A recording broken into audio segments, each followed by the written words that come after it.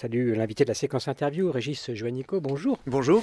Vous êtes donc le porte-parole de Benoît Hamon pour cette campagne. Vous êtes député socialiste. Alors l'idéologie, l'économie n'a pas d'idéologie, déconnexion d'après Manuel Valls de l'idéologie et de l'économie, comme s'il y avait donc une réalité intrinsèque aux phénomènes économiques sur lesquels n'auraient pas prise les idées. Est-ce que ça vous paraît être vraiment un point d'opposition fondamental entre les deux candidats ?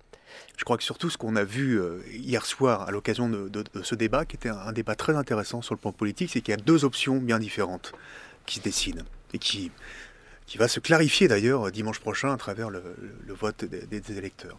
Je pense qu'on a d'un côté Manuel Valls qui apparaissait plutôt comme l'héritier quelque part des solutions de court terme, notamment sur le plan économique. C'est des solutions qui ont échoué depuis 30 ans sur le chômage de masse, sur la lutte contre la pauvreté, mais qui est apparu très technique finalement dans ses propositions. On va fusionner les minima sociaux, on va fusionner tel ministère avec tel ministère de l'écologie. Bon. Et puis Benoît Hamon, je trouve, qui arrive bien à concilier aujourd'hui à la fois la gauche du gouvernement, une gauche de responsabilité, mais aussi la gauche des idées nouvelles et des solutions nouvelles pour l'avenir.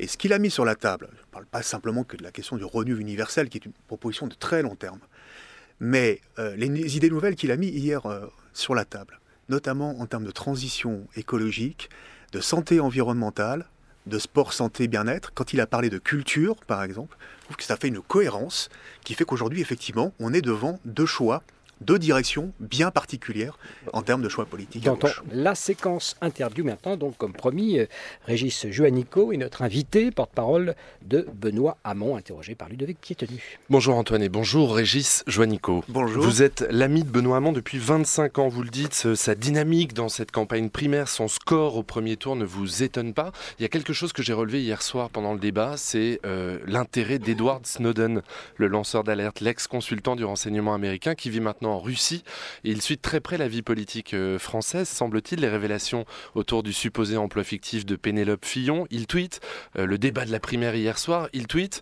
et son cœur semble pencher pour Benoît Hamon. Vous le saviez ? Ça m'avait échappé.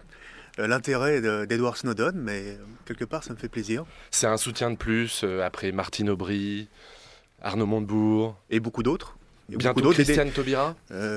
Vous avez Paul Magnette hier, beaucoup de députés européens, Parlement européen. Benoît Hamon a été parlementaire européen, il connaît bien notamment les dossiers économiques, les dossiers monétaires en particulier. Et est-ce qu'on pourra ajouter Manuel Valls après le second tour si Hamon gagne ? Je le crois.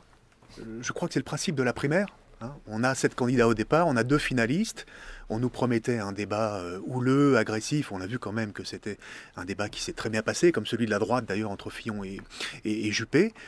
C'était un débat de clarification. Et puis dimanche, on aura un résultat. Dimanche soir, il faudra rassembler.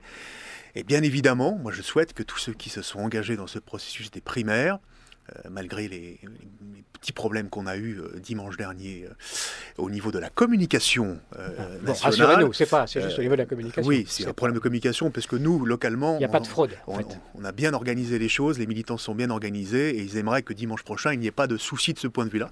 Mais j'espère qu'on aura une participation un peu meilleure et du coup, une force pour le candidat qui sera désigné. Bon, alors je vous dis Edward Snowden, pourquoi il soutient Benoît Hamon ? Parce que Benoît Hamon lui promet l'asile. Oui. Voilà, ça c'est une interview à BuzzFeed. BuzzFeed, c'est un site web plutôt tourné vers les jeunes, vers la jeunesse. Est-ce que vous pensez avoir fait une campagne extrêmement tournée vers la jeunesse, vers les jeunes actifs en particulier ? Est-ce que vous avez ciblé ? Est-ce que vous l'avez fait à dessein ? Non, ce qu'on a ciblé, c'est une campagne qui est résolument tournée vers l'avenir, au sens où on essaye de penser la société, non pas telle qu'elle a été ou qu'elle est aujourd'hui. Il faut comprendre bien évidemment le monde tel qu'il est aujourd'hui, mais tel qu'il sera dans 15, 20 ou 30 ans. C'est-à-dire pour nos enfants et pour nos petits-enfants. Et Benoît Hamon... Tel qu'il sera ou tel qu'il devra être ? Devrait être. Vous avez vu qu'il y a des analyses différentes. Par exemple, sur la raréfaction du travail. Benoît Hamon n'est pas le candidat de la fin du travail. C'est pas Jérémy Rifkin, ni de la société post-travail. Mais c'est la société qui pense un travail un peu plus rare. Il y a des études qui disent moins 10% d'emplois à cause du numérique, de la robotisation. Il faut anticiper. Ils pensent les transitions les unes par rapport aux autres. La transition numérique, la transition du travail, la transition écologique. Et je pense que les gens ont perçu cette cohérence. pas simplement le revenu universel, Mais alors, qui est un projet de société. quand on parle de C'est la la réduction du temps de raréfaction du travail. travail, C'est la poursuite de la réduction du temps de travail. Et c'est en cela où il est l'héritier dans cette campagne de Michel Rocard, qui disait la même chose au début des années 90. Son discours des États généraux en 1993, c'est la semaine de 4 jours, la société du temps libéré comme perspective, c'est les aspects aussi de protection de la planète et de l'environnement, déjà dans le discours de Michel Rocard, bien avant qu'il ne s'occupe des questions de pôle arctique ou antarctique. Donc c'est cette capacité à se projeter vers l'avenir. Et qu'est-ce qui s'est passé dans les discussions politiques de fête de fin d'année? Moi, j'étais très surpris par cela. J'étais dans un club de 3e âge à Saint-Étienne, chez moi, où les personnes âgées m'ont dit, on a discuté avec nos enfants et nos petits-enfants. du revenu Pendant universel. Non, Non. de politique. Ils nous ont dit, Benoît Hamon, c'est le seul à parler de notre avenir. Alors effectivement, il y a un projet qui est très centré aujourd'hui sur le problème, le scandale français de la transition des jeunes vers l'âge adulte, qui est le problème numéro 1 en France. Aujourd'hui, 25% de pauvres chez les 18-25 ans, 5 ans en moyenne pour avoir un emploi stable après la sortie des études, c'est un scandale. Effectivement, il faut le traiter, et on le traite massivement avec la question du revenu universel. Donc là, vous confirmez que vous vous adressez quand même aux jeunes en tenant ce discours-là. Mais on s'adresse à leurs parents, à François leurs Hollande grands-parents, avait fait ce constat en 2012. Il savait qu'en s'adressant à la jeunesse, on s'adressait aussi aux parents, aux parents, aux grands-parents, aux grands-parents. bien évidemment. Est-ce qu'il y a là-dessous une stratégie assumée du marketing politique, pour le dire autrement, une forme de marketing électoral? Alors, Benoît Hamon, il a beaucoup travaillé ces 2 dernières années, depuis sa sortie du gouvernement. Il a aussi travaillé pendant qu'il était au gouvernement, je vous rassure. Mais il a fait 2 très belles lois, de gauche d'ailleurs, qui ont rassemblé la gauche. L'économie sociale et solidaire, qui est copiée partout en Europe, et la loi consommation qui redonne du pouvoir aux citoyens. Pouvoir d'achat, mais aussi du pouvoir. Il a beaucoup travaillé, il a lu, il a rencontré des philosophes, des penseurs, des économistes, pas forcément les plus orthodoxes. Les hétérodoxes même, on les appelle, Exactement. la mouvance. Il est allé voir Bernie Sanders, il est allé voir aussi d'autres mouvements plus civiques. On a beaucoup travaillé depuis des années sur 2 choses. Les acteurs de terrain qui expérimentent sur les territoires des solutions qui marchent sur différents sujets.